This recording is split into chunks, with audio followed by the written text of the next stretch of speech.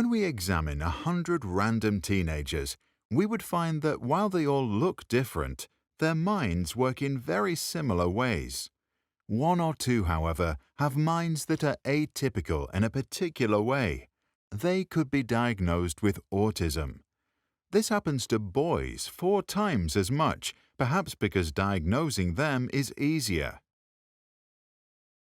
Children and adults who are considered autistic experience the world differently because they were born with various degrees of neuroatypical traits.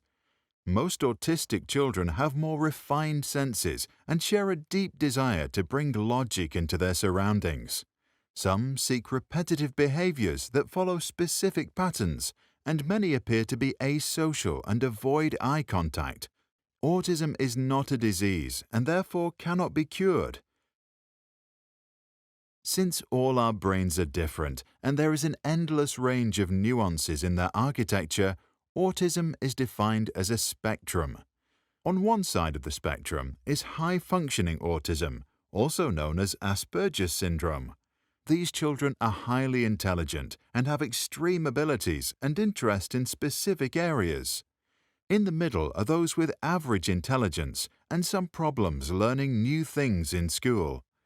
On the far end of the spectrum are children with severe learning disabilities who may require support in their daily lives. Timo, a young boy, can help us understand how living with a neurodivergent mind can be. His mum noticed early on that her boy would avoid eye contact and that he would often become upset if she hugged him. He never returned smiles, and engaging him in play with friends often ended in a tantrum. His mother suspected something to be wrong when Timo still wasn't speaking more than 2 or 3 words at a time, even after turning 4 years old. She sought help, and Timo was diagnosed with autism spectrum disorder, or ASD for short. Timo has an atypical perception. When reading books or watching movies, Timo's brain picks up and organizes the information differently. While his neurotypical peers categorize things and form schemas, for example, they identify everything with 4 legs that barks as a dog, for Timo, each type of dog is unique and categorized in Timo's mind individually. His attention to detail and inability to generalize makes Timo more objective in his perception of the world and less prone to a framing bias. However, it also makes all sorts of new experiences incredibly complex, which is why he loves to follow a rigid daily routine to limit his sensory input. Timo is highly sensitive. His brain amplifies whatever input it perceives. He hears everything and has a heightened sense of touch. However, this superpower makes situations where many people speak simultaneously very challenging. Timo hears everyone but understands nothing. The sensitivity to touch makes eating an intense experience. If a texture or flavor is too much to handle, Timo won't eat it.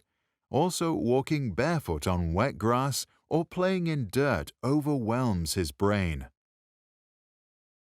He has a fascination with logic. Timo naturally looks for patterns that bring logic into this world. Sometimes he also tries to bring order into his own behavior and ways of moving his body. When structured patterns are broken, he gets upset. It freaks him out when someone counts to 8 but doesn't continue to 10. Doctors call it an obsessive-compulsive disorder, or OCD. Timo experiences social disconnection. He has trouble connecting with others because social settings overwhelm his sensitivity and desire for order.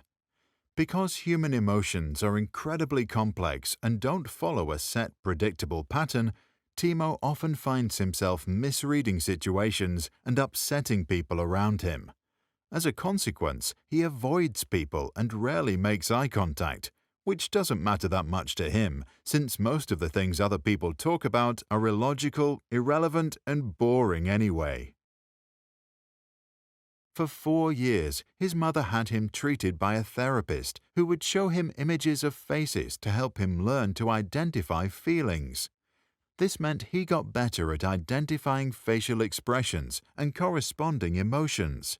However, personally, he is still not very interested in reading faces or establishing new social contacts. He has 2 friends who share the same interests and couldn't wish for more.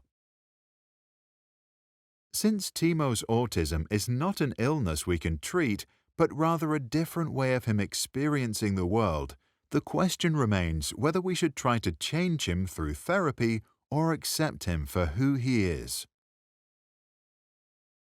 So, what do you think? Should we treat children with autism with therapy or celebrate them for who they are? Or perhaps do both?